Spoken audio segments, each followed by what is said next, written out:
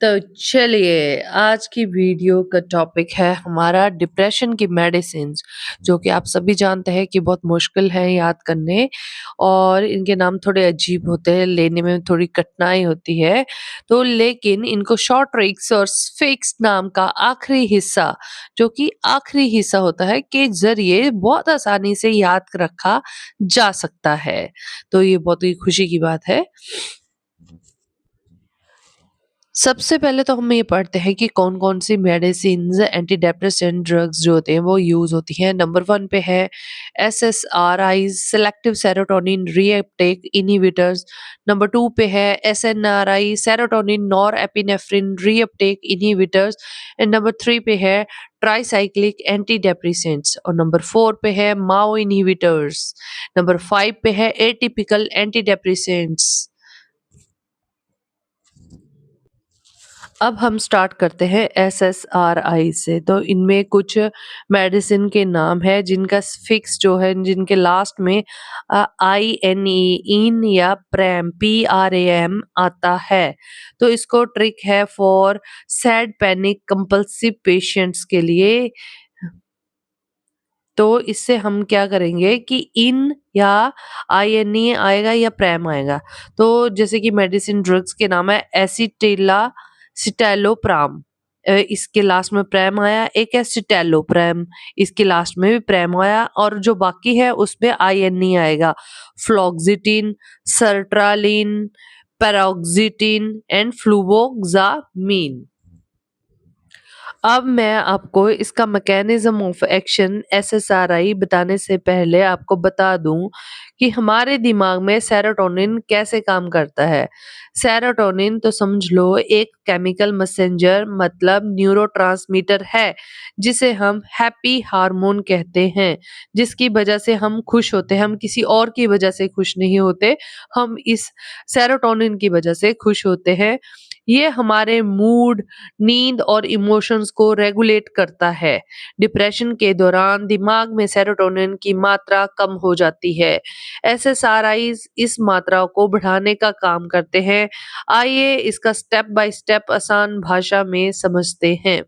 Normal process क्या है? SSRI लेने से पहले क्या होता है? हमारे दिमाग में अरबों न्यूरॉन्स ब्रेन सेल्स होते हैं जो एक दूसरे से बात करते हैं। दो न्यूरॉन के बीच में एक छोटी सी जगह होती है जिसे हम साइनेप्स या साइनेप्टिक क्लेफ्ट कहते हैं। सेरोटोनिन रिलीज होता है। पहला neuron pre synaptic neuron serotonin release करता है। नंबर 2 पे आया सिग्नल ट्रांसफर। ये सेरोटोनिन साइनेप्स से होते हुए दूसरे न्यूरॉन पोस्ट साइनेप्टिक न्यूरॉन के रिसेप्टर पर जुड़ता है और मैसेज पास करता है।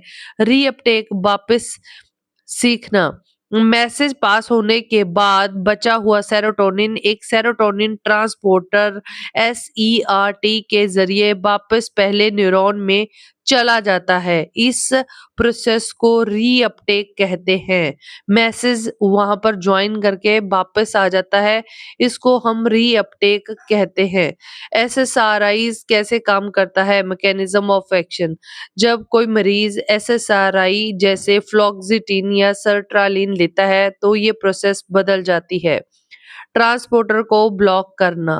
एसएसआरआईज दवा दिमाग में जाकर सेरोटोनिन ट्रांसपोर्टर जो SERT को ब्लॉक बंद कर देता है। रीअपटेक रुक जाता है। जो हमारा न्यूरॉन वापस ले रहा था उसको ये ब्लॉक कर देगा। ट्रांसपोर्टर ब्लॉक होने की वजह से सेरोटोनिन वापस पहले न्यूरॉन में नहीं जा पाता, यानी रीअपटेक रुक जाता है।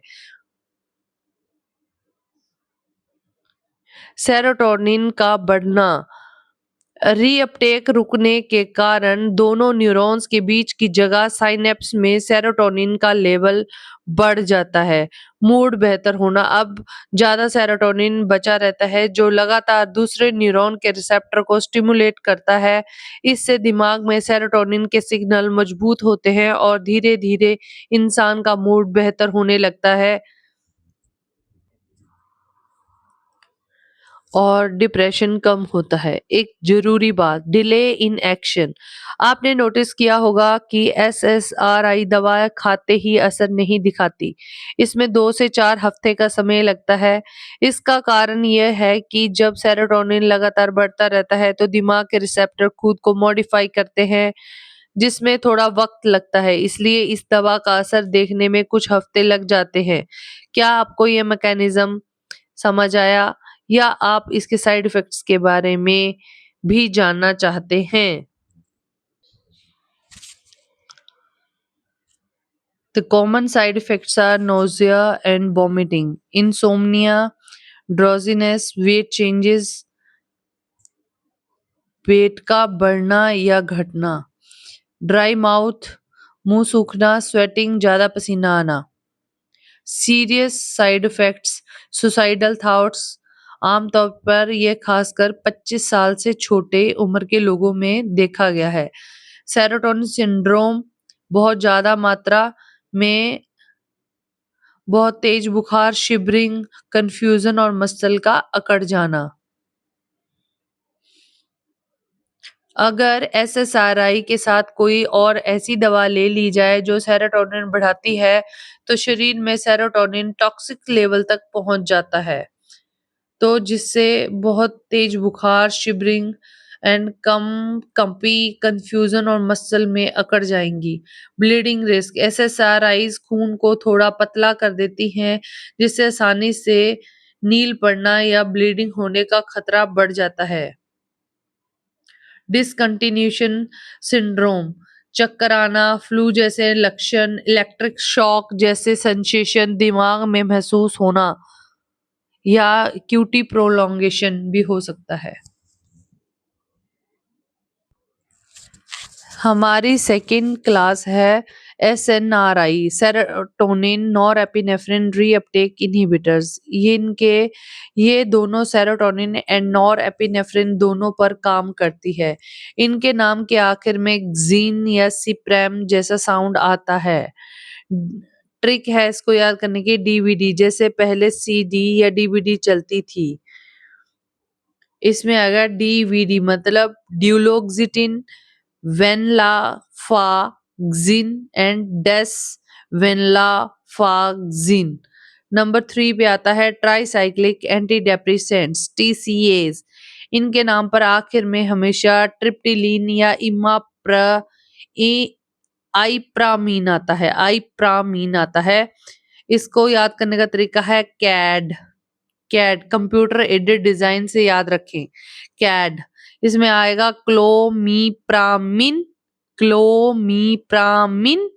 या ए से आएगा एमिट्रिप्टिलिन और डी से डॉक्सीपिन या डेसिप्रामिन, कैड। और जो हमारा ऊपर था सेकंड क्लास एसएनआरआई, वो सीडी डीवीडी से याद रखें। डी से आता था ड्यूलोक्सिटिन, वी से वेनलाफाक्सिन एंड डी से डेस वेनलाफाक्सिन। डीवीडी और ट्राइसाइक्लिक एंटी डेप्रेसेंट कैड से कंप्यूटर एडेड डिजाइन से, जैसे क्लोमीप्रामिन, एमिट्रिप्टिलिन एंड डी से डॉक्सीपिन। अब नंबर 4 पे आता है माओ इनहिबिटर्स। ये पुरानी ड्रग्स हैं और इनको याद रखने की एक बहुत ही असरदार और फनी ट्रिक है take pride in medicine. TPIM, take pride in medicine मतलब टी पिम टी से आ गया ट्रानाइल साइप्रोमिन, पी से आया फिनेल्जिन, आई से आइसो कार्बोक्साजिड एंड एम से मोक्लोबिमाइड। ये इसकी ट्रिक है माओ इनहिबिटर्स की। TPIM and atypical antidepressant, इसकी है ट्रिक BMW। ये थोड़ी अलग होती है इसलिए इन्हें एटिपिकल कहते हैं। BMW कार से याद रखें, एटिपिकल एंटी डेप्रेसेंट। बी से ब्यूप्रोपियोन, एम से मिर्टाजापिन एंड डब्ल्यू से, इसे छोड़ दें, बस BMW से प्रोपियोन और मिर्टाज़ापिन याद रखें।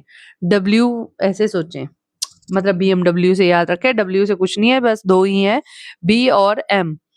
ब्यूप्रोपियोन एंड मिर्टाज़ापिन।